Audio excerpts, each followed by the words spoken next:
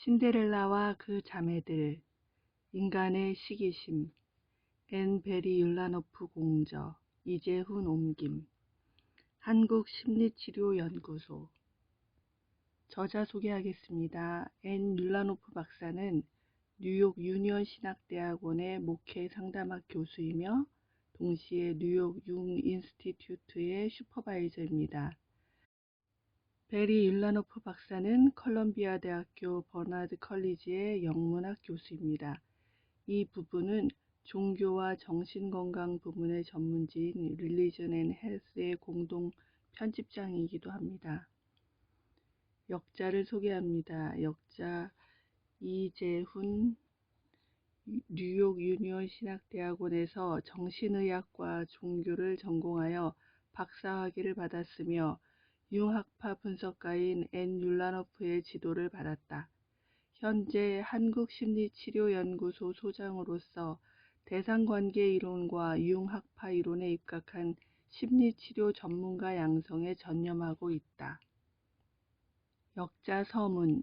신데렐라와 그 자매들은 인간의 시기심에 대한 깊은 통찰을 주는 책으로서 제1부에서는 시기심에 대한 심리학적 성찰을, 제2부에서는 시기심에 대한 신학적 성찰을 제시하고 있습니다. 이 책이 지닌 흥미로운 점은 딱딱한 학문적인 접근이 아니라 세계 모든 사람들이 좋아하는 동화 신데렐라 이야기를 풀어가는 방식으로 재미있게 접근하고 있다는 사실입니다. 비록 그 내용이 결코 범상한 것이 아님에도 불구하고 진지한 독자라면 누구든지 독서의 즐거움을 만끽할 수 있는 책이라고 말할 수 있습니다. 아마도 이 책을 읽는 사람은 누구나 그저 하나의 동화로 재미있게 들었던 신데렐라 이야기 안에 그토록 깊은 인생의 진리가 담겨 있었단 말인가 라는 생각을 금할 수 없을 것이라고 추측해 봅니다. 사실 신데렐라 이야기는 서구 사회의 산물일 뿐만 아니라 전 인류 문화의 산물이라고 말할 수 있습니다. 우리의 콩쥐팥쥐 이야기도 그 중심적인 내용에 있어서 신데렐라 이야기와 조금도 다를 것이 없는 이야기로서 같은 해석이 적용될 수 있다고 봅니다. 이 책을 읽으면서 신데렐라 이야기와 콩쥐팥쥐 이야기를 함께 생각해 본다면 그 내용이 보다 풍부하고 선명해질 것입니다. 인간의 상처 입은 마음을 치유하는 일에 종사하는 한 사람으로서 시기심이야말로 한 사람의 마음을 깊은 데서부터 파괴하고 내면 세계를 황폐하게 하는 주된 원인이라는 저자들의 주장에 동의하지 않을 수 없습니다. 우리 한국인의 삶의 역사 안에서도 시기심이 고부 갈등의 주범으로 작용해 왔음을 우리는 잘 알고 있고, 시기심이 있는 곳에서 가정이 파괴되며 공동체가 깨어지고 개인의 정신이 황폐해진다는 것은 우리가 매일 경험하는 엄연한 사실이기 때문입니다. 그러면 이 시기심을 어떻게 할 것입니까? 저자들은 이 책의 전반부에서 어떻게 이 시기심을 극복하고 치유할 것인지에 대해 심리 치료적인 처방을 제시하고 있습니다. 그러나 다른 한편 시기심은 좀 더 깊은 차원, 즉 신앙적이고 영성적인 차원을 지니고 있다고 저자들은 주장합니다. 이 시기심은 모든 선함을 파괴시키는 것을 그 목적으로 삼고 있기 때문에 궁극적인 차원에서 모든 선함의 근원이신 하느님께 대한 반역이라는 것입니다. 따라서 저자들은 이 책의 후반부에서 이 시기심의 완전한 극복과 승화를 위한 신앙적인 처방을 제시하고 있습니다. 본인은 저자들로부터 10여 년 동안 특별한 사랑과 지도를 받은 사람으로서 이 책을 우리말로 출간하게 된 것에 대해 특별한 기쁨과 보람을 느낍니다. 이 기쁨과 보람이 이 책을 읽는 모든 독자들에게도 전해지기를 희망합니다. 특히 교정과 편집을 맡아 수고해 주신 이은경, 김수경 두 간사님들의 노고에 감사를 드리며 한국심리치료연구소 가족 여러분께도 깊은 감사를 드립니다. 1999년 2월 15일 서초동에서 목차를 살펴보겠습니다. 제1부는 시기심에 대한 심리학적 조명, 제2부는 시기심에 대한 신학적 조명, 그리고 주와 용어 해설이 있습니다. 서론. 신데렐라 이야기는 그 어느 이야기보다 인류 역사 속에서 오랫동안 명맥을 유지하고 있는 동화이다. 우리가 잘 알고 있듯이 일찍이 사랑하는 어머니를 여민 신데렐라와 성실히 고약한 계모, 못생기고 심술궂은 이복 자매들, 항상 출타 중인 아버지, 신데렐라에게 아름다운 의복과 멋진 유리구두를 주고 생쥐로 만든 마부와 호박으로 만든 황금마차에 신데렐라를 태워 왕자의 연회장에 가게 해주는 신비로운 할머니, 그리고 신데렐라를 구출하는 왕자 등으로 구성되어 있는 신데렐라의 이야기는 17세기 후반에 살았던 찰스 페롤트의 작품에서 유래된다.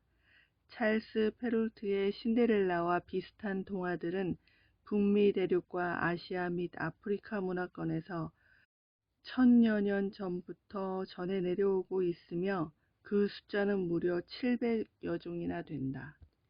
신데렐라 이야기의 어떤 것이 이렇게 많은 사람들의 마음을 사로잡고 있으며 여전히 우리를 그 이야기에서 벗어나지 못하게 하는가? 무엇이 신데렐라 이야기와 비슷한 내용의 동화를 시공과 문화권을 초월하여 형성하도록 하였고 사람들의 심금을 울리게 했을까? 다른 동화들 속에서도 포악한 계모와 심술궂은 이복 자매들의 이야기는 얼마든지 있고 역경에 처한 주인공을 구출하는 왕자가 있는가 하면 주인공을 도와주는 선녀나 할머니 등의 극적인 주인공들과 초자연적인 능력을 가지고 있는 동물이나 물고기, 신비의 숲 등 무궁무진한 소재들이 있지만 신데렐라 동화가 가져다주는 환상적인 만족감에 비할 수는 없을 것이다. 우리는 신데렐라 이야기가 독자의 마음을 움직이게 하는 어떤 강한 힘을 가지고 있다는 점에서 신데렐라 이야기 안에 원시 시대부터 존재해온 어떤 것이 담겨 있다고 말할 수 있을 것이다. 신데렐라는 잿더미 위에 앉아서 가히 인간 고통에 대한 원형적인 표현이라고 할 수 있는 자신의 고난에 대하여 이야기하고 있다.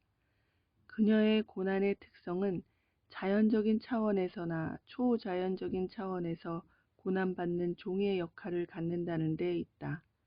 그녀는 고약하고 잔인한 상전뿐만 아니라 생명의 상징인 피나 영혼보다 고귀한 가치를 가지고 있는 것들을 위하여 남을 섬기는 내면과 외면의 고결함을 갖추고 있다.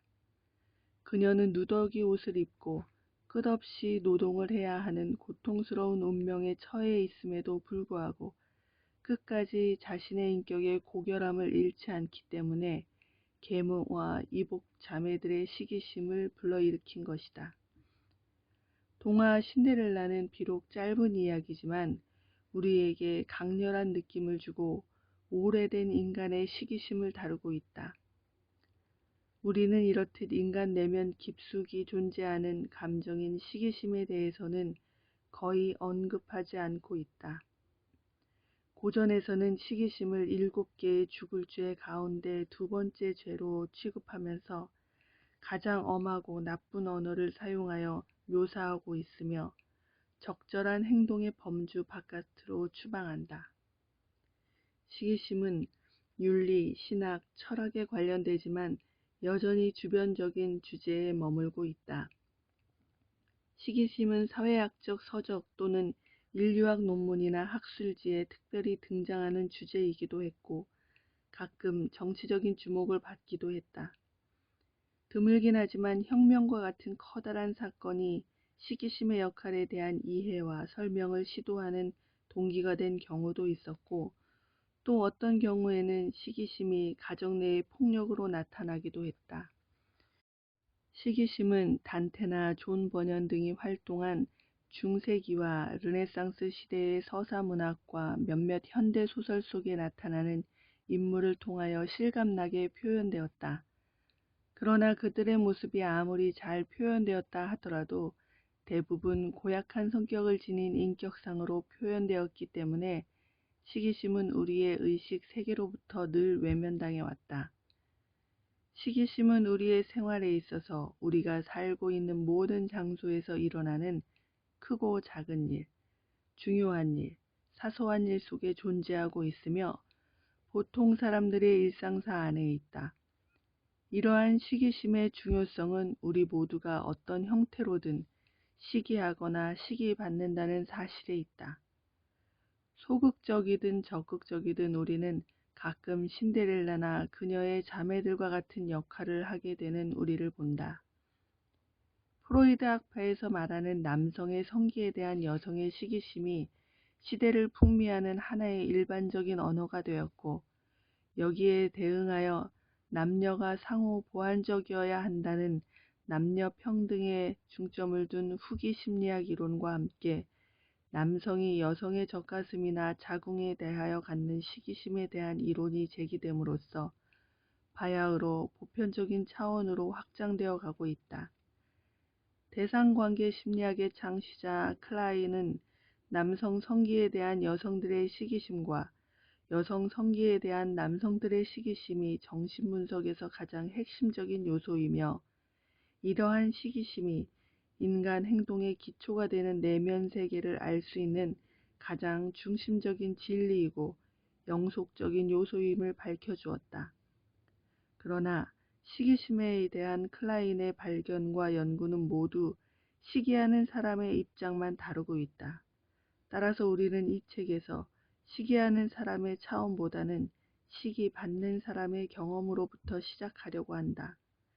이 책의 이러한 출발은 시기받는 사람의 비참한 심정이라는 관점에서 시기심의 복합적인 성격에 새로운 조명을 줄 수 있을 것이며, 시기하는 사람이나 시기받는 사람 모두가 공유하는 인간 내면의 원형적인 배경을 밝힐 수 있을 것이다. 한 개인이 시기심에 뿌리를 둔 아기에 찬 눈초리를 받게 되었을 때 어떤 일이 발생하는가? 신데렐라가 이복 자매들의 시기심의 대상이 되었을 때 받은 영향은 어떤 것일까? 시기받는 사람의 심리적 역동으로부터 파생되는 영향이 우리에게 말하고 있는 것은 무엇인가? 여기에서 시기심의 원형적인 문제와 선함과의 관계가 우리에게 보여주는 것은 무엇인가? 우리는 우리에게 가해지거나 우리에게서 나오는 시기심에 대하여 어떻게 대처할 것인가? 그리고 이러한 시기심을 다루는 데 있어서 심리치료는 어떤 통찰을 줄 수 있을까? 신데렐라의 자매들은 우리에게 상대방을 망치기 위해 모든 방법을 동원하여 엄청난 에너지로 잔인하게 공격하는 시기심의 실상을 보여주고 있다. 이러한 시기심은 선함에 대한 거부임과 동시에 비밀리에 선함을 찾아내어 파괴하려는 행위이다. 신데렐라의 이야기는 여성들 사이의 시기심에 중점을 두고 있으나, 이 동화가 가지는 주제의 본래적 성격은 남성들 사이의 시기심과 여성 내면의 여성적 요소들에 대한 시기심의 차원도 포함한다. 여기에 첨가할 것은 신데렐라와 자매들은 한 여성의 핵심적인 성격 요소를 대변하고 있으며, 특히 자아와 그림자 사이의 갈등을 나타내고 있다는 것이다.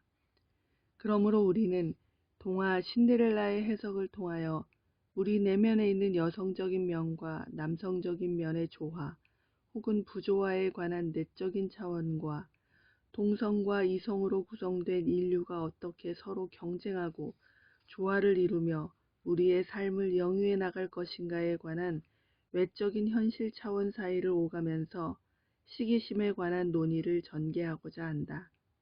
시기심에 관한 논의에 있어서 무엇보다도 중요한 것은 바로 우리가 시기심이 거하는 그 고약한 장소에 접근해야 된다는 것이다. 우리는 우리 삶의 일부를 차지하고 있는 시기심에 접근함으로써 시기심이 우리들 사이에서 그다지 많이 언급되지 않는 이유와 그럼에도 불구하고 우리가 시기심과 대면해야 하는 이유가 무엇인지 알게 될 것이다. 제1장 시기받는 사람의 마음 상태. 시기의 대상이 된다는 것은 참으로 끔찍한 경험이다. 우리는 우리가 최초로 읽은 책에서 이것을 배웠다. 시기심은 백설공주의 계모와 백설공주를 죽이려고 하는 음모나 신데렐라를 모욕하기 위하여 의도적으로 신데렐라를 학대하는 자매들의 모습에서 나타난다. 신데렐라와 비슷한 동화인 한눈이는 하나의 눈을 가진 자매와 세 개의 눈을 가진 자매가 두 눈을 가진 자매를 시기하는 이야기인데, 시기의 이유는 자신이 가지고 있는 한 개 또는 세 개의 눈이 부족하거나 너무 많은 데 비해 그녀만 정상적으로 두 개의 눈을 가졌다는 데 있다. 이 동화는 시기하는 두 자매가 시기의 고통을 이겨내는 두 눈이를 굶겨 죽이려고 음식을 모두 가지고 도망가는 것으로 전개된다. 이 동화는 시기심이 남에게 고통을 주고 그를 파멸시키는데 그 목적이 있음을 보여주고 있다. 시기받는 대상은 시기심의 공격이 자신을 무가치한 존재로 만든다고 느낀다. 여기에서 시기심의 모습이 칭찬으로 나타나든지 질책으로 나타나든지 간에 시기받는 사람은 시기하는 사람을 위한 익명의 대상이 되어버린다. 따라서 인간으로서의 그의 실제는 말살된다. 시기하는 사람에게 있어서 자신의 시기심의 공격에 대한 반응으로 나타나는 시기받는 사람의 상처, 분노, 충격은 중요한 문제가 아니다. 시기받는 사람의 개인적인 역사에 관한 어떤 사실도 전혀 고려되지 않는다. 예컨대 신데렐라의 이야기에서 신데렐라 또한 같은 아버지의 사랑받는 딸이라는 사실, 또는 사랑하는 어머니를 여의는 아픔을 겪은 사실들을 시기하는 자매들에겐 아무런 동정심도 불러일으키지 못한다. 정신분석의 실제 사례를 예로 든다면 자매들에 의해 시기받는 한 여인은 자신도 극복해야 할 문제들을 가지고 있으며 자신이 자매들의 시기심의 목표가 되고 있는 위치에 도달하기 위해 힘들게 일해왔다고 항의해 보지만 그녀를 시기하는 자매들은 그 항의에 대해 별다른 반응을 보이지 않는다는 것이다. 그녀의 삶에 있어서 이러한 자매들은 자매들의 시기심에 아무런 영향도 끼칠 수 없고 또한 받아들여지지도 않는다. 시기받는 사람은 더 이상 가치 있는 주체로 존재하지 않는다. 그러므로 그녀는 시기의 대상인 하나의 사물로 변화된다. 그녀는 단지 시기하는 사람의 이상화 및 박해와의 관련해서만 존재하게 되는 것이다. 시기받는 사람을 이상화하는 경우 시기하는 사람은 그를 믿을 수 없을 만큼 훌륭한 사람으로 팽창시켜서 자신이 도달할 수 없는 높은 곳에 있는 존재로, 인간적인 범주를 뛰어넘는 존재로 만든다. 이것은 시기하는 사람이 시기받는 사람에 대한 악의적인 경쟁심을 느끼지 않도록 하기 위한 하나의 방어이다. 이러한 방식으로 시기받는 사람은 반신이 되거나 그 역할을 떠맡도록 강요받는다. 시기받는 사람을 박해하는 경우에도 이상화할 때 사용하는 것과 똑같은 방어 기제가 작용한다. 다만 극단적인 모습을 띠고 있을 뿐이다. 이제 시기받는 사람은 시기하는 사람의 삶을 비참하게 만드는 전적으로 나쁜 사람으로 보여진다. 이때 시기하는 사람은 무의식적으로 시기받는 사람에게 자신의 시기심을 전가함으로써 자신이 시기한다는 사실을 직면하려 하지 않고 오히려 정당화한다. 또한 시기심의 원인이 자신에게 있지 않고 시기받는 사람에게 있으며 비난이 자기 반성의 자리를 대신한다. 상대방을 이상화하거나 박해하는 두 가지 경우 모두에 있어서 시기받는 사람은 추상화된 어떤 영웅이나 악한으로 변함으로써 그들의 고유한 정체성을 시기하는 사람에게 빼앗기게 된다. 시기심은 또한 사람들을 일반화시킨다. 즉, 인간적인 요소들을 지워버리고 비인간적인 속성들로 대치하며 일반적으로 그 속성들은 인의 특수한 속성들이 아니라 이상화된 부분들로 이루어져 있다. 그리고 그 이상화된 부분들은 시기하는 사람이 갖지 못한 것을 시기받는 사람이 가지고 있다는 단순한 이유 때문에 시기하는 사람이 부정해버린 것이다. 여기에서 시기심의 결과인 고통과 쾌감이 공존하기 시작한다. 시기하는 사람은 자신의 부족한 점을 늘어놓으면서 약간의 쾌감을 느낄 수 있다. 그러나 거기에는 본래의 고통뿐 아니라 새로운 고통이 더해진다.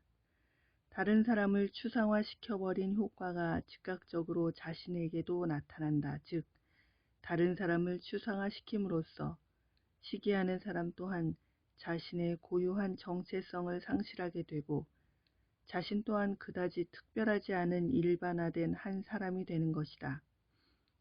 시기받는 사람의 입장에서 본다면 시기받는 것은 두려운 경험이다. 그는 자신이 완전히 말살되고 자신의 정체성, 동기, 감정에 관한 모든 것의 가치가 인정되지 않는 현실을 경험하게 된다. 이러한 모든 경험은 시기받는 사람을 자신의 성격 안에 있는 어떤 역할로만 보는 시기하는 사람의 지각에 달려있다. 앞에서 서술한 임상 사례 중 시기하는 자매를 가진 여성 환자의 경우 그녀의 자매는 그 여성 환자에게 매력 있는 외모와 여러 가지 일을 잘 처리하는 능력만 없었더라면 자신의 기분은 훨씬 나았을 것이고 자신이 열등감에 시달릴 필요도 없었을 것이라며 불평했다고 한다. 시기하는 사람의 이러한 태도로 인해 시기받는 사람은 자신의 근원으로부터 단절되고 자신의 존재의 근원을 이루는 개인적인 연결로부터 떨어져 나가는 느낌을 갖게 된다. 활기차게 성장하는 그녀의 삶의 모습이 오히려 그녀의 자매들을 의도적으로 침해하는 것으로 취급된다. 그녀는 스스로 거절당한 기분을 갖게 되고 다른 사람의 기대에 자신을 짜맞추는 거짓된 삶을 살기 시작한다. 그녀의 상태는 마치 다른 나라에 정복되어 합병된 어떤 나라가 저기에 찬 정복자에게 조종당하며 자율성을 무시당하고 과거와 미래 모두를 박탈당한 경우와 흡사하다. 시기받는 사람은 시기하는 사람과의 관계에 대해 진정으로 관심하며 어떻게 하든지 그것을 회복하고자 하지만 그는 항상 실패할 뿐이다. 시기받는 사람은 다른 사람들을 볼 수도 있고 그들에게 보여질 수도 있으나 마치 두꺼운 유리벽 속에 갇혀 있는 것처럼 그가 말하는 것은 시기하는 사람의 두터운 투사의 벽 때문에 아무에게도 들리지 않는다. 이러한 상황에서 우리는 모두 대상으로서의 사물들 또는 단순한 물체들이 되고 만다. 개인적인 차원에서 시기받는 사람은 시기하는 사람에 의해 주체로서의 자신이 객체, 즉 하나의 사물로 변형되는 것을 경험한다. 이것은 마치 그가 시기하는 사람의 오물을 담는 쓰레기통과 같은 처지가 되는 것으로 비유될 수 있다. 그는 시기하는 사람의 투사물로 환원된다. 시기하는 사람과의 인간관계는 차단되고 연민과 이해의 바탕을 둔 유대 또한 끊어진다. 이로 인해 시기받는 사람은 시기하는 사람과의 관계에 있어 전적으로 무기력해지는데 이것이 바로 시기받는 사람의 두 번째 특징이다. 시기받는 사람은 시기하는 사람과의 관계가 마치 동아줄로 만든 다리가 끊어졌을 때와 같다고 느낀다. 시기받는 사람의 관계의 파괴 원인이 시기하는 사람 편에 있기 때문에 관계 회복을 위해 자신이 어떻게 해볼 도리가 없다는 사실로 인해 더욱 무기력해진다. 시기받는 사람은 문제를 잘 해결해 보려는 자신의 노력이 오히려 관계를 더욱 악화시킨다는 것을 곧 알게 된다. 감정적으로 부딪히기라도 하면 그것은 곧 원한을 품게 하는 원인으로 정당화된다. 시기하는 사람을 이해하기 위한 시기받는 사람의 노력들은 겉으로만 잘 보이려는 위선적인 행동으로 취급된다. 시기받는 사람은 시기하는 사람의 공격에 의해 고통당하고 상처받지만 시기하는 사람의 반응은 적대적인 침묵뿐이다. 시기받는 사람은 왜곡된 렌즈를 통해 보는 것처럼 이지러진 모습으로 보여지게 되며 관계 회복을 위한 어떤 몸짓들도 왜곡되어 해석되고 나쁜 것으로 받아들여진다. 그러므로 이 깨진 관계의 회복은 시기하는 사람에게 달려 있으나 시기하는 사람은 어떤 경우에도 이것을 원하지 않는다. 신데렐라의 자매들 또한 화해하려는 신데렐라의 모든 노력을 멸시해버렸다. 시기받는 사람은 파괴된 관계를 회복시키거나 다시 만드는 데 있어서 능력의 한계를 맛보게 된다. 그는 출구가 보이지 않는 장벽 속에 갇혀 이를 그대로 받아들이고 그곳으로부터 벗어나려는 노력을 포기하게 된다. 시기받는 사람은 시기심의 공격에 대하여 대항할 수 없을 만큼 무기력해진다. 이러한 무력감은 시기받는 사람으로 하여금 전능감의 모든 잔재들을 치료할 수 있게 하지만 또한 어떤 것을 현실적으로 이룩할 수 있는 현실적 능력이 있다는 느낌 또는 자신이 중요한 사람이 될 수 있다는 느낌을 상실하게 된다. 시기를 받는 것은 곧 공격당하는 것이며 이것이 시기받는 경험의 세 번째 특징이다. 시기받는 사람은 자신이 물체화되고 존재의 근원으로부터 단절되며 무기력해지는 피해를 입을 뿐만 아니라 직접적인 박해를 받으며 시기하는 사람의 이러한 태도에 대해 분노와 공포심을 갖는다. 그는 자신이 소유하고 있는 장점들과 특정한 속성들 뿐만 아니라 자신의 본질 자체를 도둑맞고 있다고 느낀다. 시기받는 사람은 시기심을 원인과 결과가 무시된 광적인 행동으로 느끼게 된다. 과연 자신이 무엇을 잘못했길래 이러한 악한 일을 당해야 하는가? 시기하는 사람에게 어떤 적대적인 일을 한 적도 없고 그를 비꼬거나 억압하거나 악의를 가진 일 또한 없었다. 종종 시기받는 사람은 오히려 시기하는 사람에게 도움을 주고 친절한 관심을 보여주며 적극적으로 지원해주는 원천이기도 하다. 신데렐라의 경우 그녀는 계모와 자매들을 위하여 부엌일과 집안 청소, 바느질을 했다. 그러나 당혹스럽게도 그들의 반응은 호의적이라기보다 갑자기 노골적으로 악의를 표현하는 것이었다. 헬문 쉑은 시기심에 대한 사회학적 연구에서 후원국인 선진국에 대한 개발도상국들의 태도에서 이러한 시기심이 나타난다고 지적했다. 후원국의 지원은 피후원국에게 감사하는 마음보다는 원망과 적의에 찬 마음을 가져다 준다는 것이다. 그 이유는 피후원국들이 선진국의 도움을 우월함의 과시를 위해 흥청망청 쓰다가 남은 것을 나누어주는 행동으로 받아들이기 때문이라고 지적하였다. 이러한 시기심의 논리는 서구 사회의 삶이 상대적으로 매우 좋게 보이기 때문에 역으로 서구 사회를 불공평하고 근본적으로 잘못된 사회라고 생각하는 데까지 미칠 수 있다. 이렇듯 시기심은 베푸는 것을 그대로 받아들이지 않고 베푸는 사람을 오히려 파괴하려고 하며 그들을 낮추어서 같이 비참해지려는 의도를 가지고 있다. 쉑은 이에 대해 내가 가질 수가 없으면 아무도 가질 수가 없고 그 누구도 중요한 존재가 될 수 없다 라고 언급한 니체의 말을 인용한다. 시기받는 사람이 방어적인 자세로 내가 당신에게 무슨 잘못을 했습니까? 우리가 당신을 전적으로 지원하지 않았습니까? 라고 말함으로써 시기하는 사람의 강한 공격으로부터 피하거나 또는 시기하는 사람을 보복적으로 박해하고 싶은 자신의 충동으로부터 벗어난다면 그때 특이한 사실이 발생한다. 그것은 바로 시기받는 사람의 존재 자체가 문제시된다는 것이다. 그때 시기심의 공격 목표는 시기받는 사람의 어떤 특정한 행동이 아니라 바로 그의 존재 자체에게로 옮겨간다. 예를 들어 신데렐라가 가진 것이라곤 일과 그의 일을 행하는 태도밖에 없었으나 그녀의 자매들은 심지어 그것까지도 시기했던 것이다. 많은 것을 가졌으면서도 아무것도 하지 않는 그들은 신데렐라의 존재 자체와 살아가는 방식까지도 시기했다. 그들은 신데렐라의 영혼을 끄집어내어 파괴하려고 한 것이다.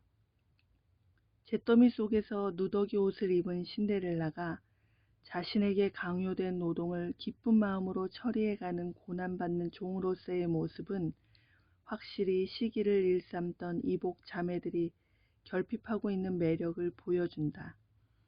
그들은 어떻게 해서든지 이러한 신데렐라의 매력을 빼앗음으로써 그녀를 제거해야 했다. 이렇듯 삶을 공격하는 시기심은 자신이 상실한 그러나 자녀 안에 존재하는 열정과 젊음을 시기하는 부모에게서 가장 두드러지게 나타난다. 이러한 부모가 시기하는 것은 자녀의 특별한 재능, 육체적인 아름다움 또는 단순히 자녀의 젊음과 새로운 삶일 수 있다. 시기받는 사람은 자신의 존재 자체가 시기하는 사람에게 문제가 된다는 사실을 깨닫게 됨으로써 기가 막히게 되고 결국 아무것도 할 수 없는 무력감에 빠지게 된다. 이러한 상황에서 과연 무엇을 할 수 있는가? 시기받는 개인은 인종적 편견이나 성적 편견에 의한 희생자의 경우처럼 자신의 정체성으로부터 분리시키거나 바꿀 수 있는 어떤 실수 또는 잘못된 가치관이 아니라 바로 자신의 삶을 지탱해주는 근본적인 토대와 선함의 연결됨인 자신의 기본적인 존재가 공격받는다고 느낀다. 결과적으로 개인에게 깊은 상처를 주는 이러한 시기심은 어처구니 없고 이유가 없는 행위로 경험된다. 더 나아가 시기하는 사람의 악한 독은 시기받는 사람의 선함 그 자체에 대한 적대감으로 나타난다. 시기하는 사람은 시기하는 대상을 손상시키고 비하하기를 원하며 클라인의 유명한 말처럼 시기받는 사람의 선함을 파괴하고자 한다. 집안일을 하느라 더럽혀지고 누더기가 된 옷을 입은 신데렐라는 확실히 이복 자매들과 계모의 바램처럼 도저히 왕자의 연회장에 갈 수 없는 그런 모습이었다. 그들은 얼굴을 훼손시키는 시기심을 신데렐라에게 퍼붓고자 했다. 신데렐라 이야기와 비슷한 흉터를 가진 얼굴이라고 불리는 또 다른 동화에서는 신데렐라의 자매들이 그녀의 삶을 망치기 위해 시기심을 투사하고 있다고 이야기한다. 그들은 신데렐라를 죽음의 장소를 상징하는 잿더미 속에 거하게 한다. 시기심의 독소는 우리 삶의 곳곳에서 나타난다. 후원국들을 파괴하고자 하는 시기심에서 비롯된 정치적 노력은 아무것도 남는 것이 없는 공허한 승리만을 가져다 준다. 이익을 본 사람은 아무도 없고 모두가 공격당하고 속았다고 느낀다. 자녀들을 시기하는 부모들은 시기심으로 인해 극도의 고통을 맛보게 되는데 그것은 그들이 사랑하는 것 그 자체를 손상시키는 데 따르는 고통이다. 그 궁극적인 결과는 존재의 탈취에 있다. 시기하는 사람은 개인과 집단 그리고 국가의 존재 요소들을 끌어모아 자신의 것으로 만들고 이것을 가지고 현실로부터 도망치려고 한다. 그러나 그 일이 실패하면 오히려 그것을 공격하고 노략질함으로써 완전히 파괴하여 누구에게도 가치 없는 것으로 또는 적어도 시기받는 사람에게 있어서 무가치한 것이 되게 하려고 한다. 강렬한 시기심에 노출된 사람은 어느 곳에나 도사리고 있는 유혹으로부터 항상 조심해야 한다. 시기심의 폭발은 적지 않은 2차적인 충격들을 동반하며 그것들은 어떤 것이라도 시기 받는 사람을 쓰러뜨릴 수 있다. 이 충격들 가운데 첫 번째 것은 마음의 고통이다. 시기심은 시기 받는 사람의 마음에 상처를 입힌다. 시기 받는 사람은 죄 없이 희생자가 되어 상처 입고 허우적거린다. 그는 이 고통에 대하여 자신을 비난하고 그 고통의 원인이 자신에게 있는 것으로 만들므로써 다른 사람의 투사에 대해 스스로 책임을 짊어지며 시기하는 사람의 사악함을 부정함으로써 이를 극복하려고 애쓴다. 그러나 그러한 전능적인 사고는 시기하는 사람의 공격에 덧붙여 시기받는 사람 자신이 스스로를 공격함으로써 문제를 더욱 복잡한 것으로 만든다. 반대로 그는 시기하는 사람이 얼마나 냉정하고 비윤리적이며 지겨운지 드러내기를 바라면서 그에게 보복하고 박해하고자 하는 유혹에 굴복할 수도 있다. 그러나 이렇게 될 때 시기 받는 사람은 남의 뒤에서 아기애찬 소문이나 내고 다니는 사람으로 전락하고 만다. 시기 받는 사람이 박해감을 갖게 되면 시기하는 사람을 향한 강한 경로가 자신에게로 향하게 되어 강렬한 책임감을 만들어낸다.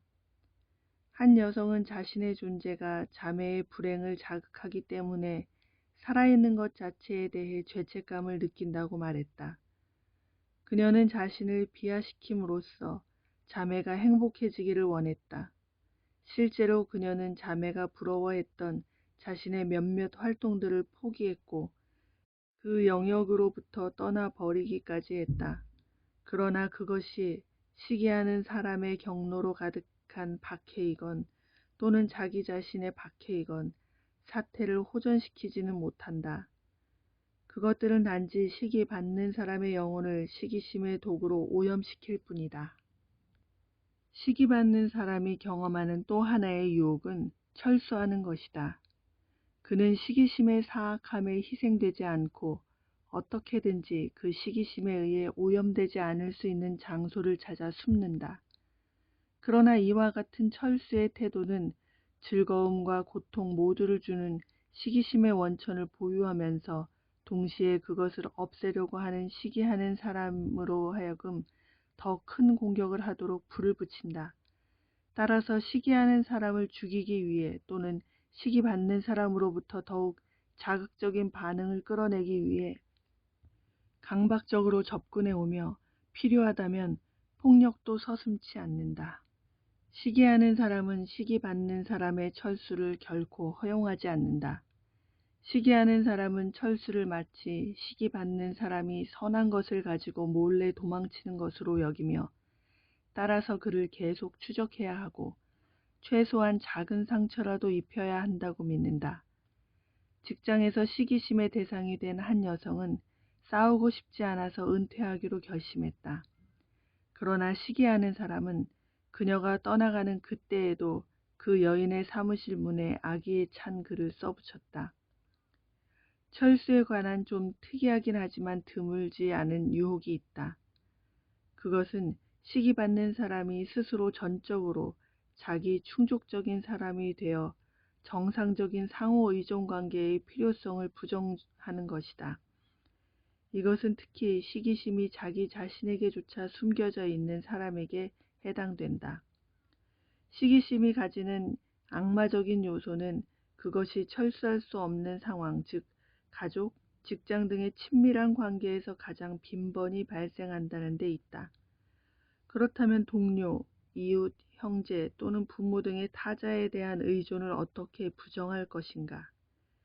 시기받는 사람은 자기 자신이 베풀어주는 사람과 그것에 의존하는 사람, 사랑하는 자와 사랑받는 자, 가르치는 자와 배우는 자, 그리고 심지어 필요하다면 남성과 여성 모두가 됨으로써 시기심으로부터 피하려고 한다. 때때로 이것은 놀라운 재능을 발달시키고 강한 독립심을 키워줄 수도 있다.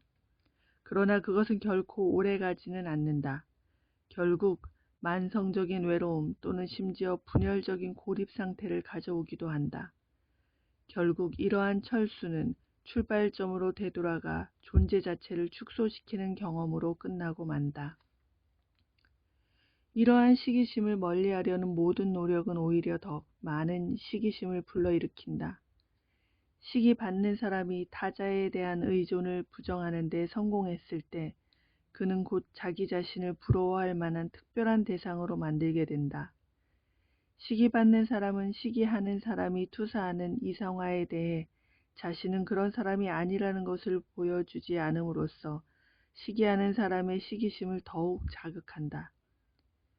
시기하는 사람에게 있어서 이상화된 시기받는 사람은 의도적으로 자신만을 위해 선한 것들을 감추어 두고 간직하고 있다고 여겨진다. 시기받는 사람은 시기심을 떨쳐버리려는 노력이 모두 실패하기 때문에 점점 더 절박해진다. 만약 그가 다른 사람에게 자신을 보여주는 것과 수용받는 것에 대한 어떤 희망도 포기해버린다면 그는 차갑고 고고하다고 비난받을 것이다. 또한 만약 그가 자신의 선함을 함께 나누고자 시도한다면 그는 자랑하고 있거나 생색을 내고 있다고 공격을 받을 것이다. 그가 그렇지 않다고 설명하려고 하면 그 설명은 시기하는 사람의 공허감을 채워줄 수 없기 때문에 경청되지 않는다. 감상적인 요소를 떠나서 그는 마치 테러범들에 의해 잡혀있는 인질과 같은 처지에 있다고 말할 수 있다. 그를 사로잡고 있는 자의 비위를 맞추기 위해 그가 할 수 있는 것이라곤 아무것도 없다. 시기하는 사람은 인질이 도망치도록 놓아줄 생각이 조금도 없다. 시기심으로부터의 철수는 시기하는 사람으로부터의 철수이건 아니면 자신으로부터의 철수이건 결국 시기받는 사람을 막다른 골목에 이르게 하며 또 다른 유혹에 빠지게 한다. 그것은 깨어진 관계를 회복하고 인격적 관계의 연결점을 재확립하기 위해 성급하게 무엇인가를 하려고 시도하는 것이다. 그러나 시몬 바일은 성급하게 개입하는 행동들이 오히려 많은 악을 만든다고 말한다. 이러한 노력들은 보통 헛된 것으로 나타난다. 왜냐하면 그 노력들은 처음부터 잘못된 토대 위에서 시작되었기 때문이다. 시기받는 사람은 관계가 깨어진 원인이 시기하는 사람 편에 있기 때문에 이 깨어진 관계를 회복하기 위해서 할 수 있는 것이 아무것도 없다고 생각한다. 시기하는 사람을 도우려는 그의 노력들은 종종 자신의 전능성에 타격을 입지 않기 위한 방어적인 시도들에 지나지 않는다. 예컨대 정신분석 치료에서 그런 경우 분석가는 설명을 통해 환자의 시기심을 달래고자 과도하게 해석할 수 있다. 그러나 그러한 설명은 특별히 그것이 정확하다면 분석가와 환자의 관계를 갈등의 차원 이상으로 끌어올린다. 이때 필요한 것은 그들 사이에 존재하는 시기하는 감정에 대하여 철저히 분석하는 것이다. 그러나 이러한 노력들은 금세 수포로 돌아간다. 환자는 시기심에 대한 해석을 강요된 어떤 것으로 여겨 거부할 것이고 분석가는 지쳐버릴 것이다. 시기하는 사람은 보통 그러한 선의를 침범으로 여기고 더욱 격렬하게 공격하고 보복하려 한다. 시기받는 사람이 받는 최후의 유혹 안에는 선함이 중심적인 문제로 등장한다. 이것은 공격의 목표물인 선을 전적으로 포기함으로써 시기심의 공격에서 벗어나려고 하는 것이다. 시기받는 사람은 그것은 내 것이 아니야. 나는 그것에 대해 잘 모르겠어. 그것은 내게 속한 것이 아니야. 라고 말하면서 선을 포기하려 한다. 그러나 그는 실제로 나는 너와 다를 바가 없어. 나는 네가 갖고 싶어 할 만한 것은 아무것도 가진 게 없다고. 나는 결코 너보다 더 낫지 않아 라고 말하고 있는 것이다. 이와 같이 자신에게 속해 있고 실제로 그것에 도달하기 위해 오랫동안 힘들게 노력해온 그 선함에 대한 소유를 거부하는 것은 선함과 심지어 존재 그 자체에 심각한 타격을 준다. 그 결과는 시기하는 사람이나 시기받는 사람 모두에게 더 큰 고통을 가져다 준다. 시기받는 사람이 타자의 부러움을 자아내는 자신의 선함에 대해 부정하는 것은 곧 모든 선함을 부정하는 것이다. 예수는 자기를 부정하는 사람의 운명에 대해 그 또한 부정될 것이라고 경고한 바 있다. 주어진 달란트를 사용하지 않은 자들은 그것들을 다 잃고 바깥 어두운 곳에 던져질 것이라는 것이다. 시기하는 사람과 시기받는 사람 사이의 올무와 같은 얽힘은 그 어두운 곳이 어떤 곳인지를 보여주는 생생한 예가 된다. 시기하는 사람은 시기받는 사람이 선함을 부정하는 것은 그것을 함께 나누고 싶지 않아서 일부러 숨기는 것이라고 생각한다.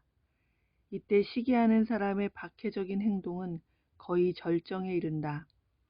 시기받는 사람은 다시금 자기 자신이 진실로부터 의식적으로 물러서고 있다는 고통을 느끼면서도 안전을 위하여 그 진실을 던져버림으로써 비겁한 사람이 되는 비참한 상황에 처하게 된다.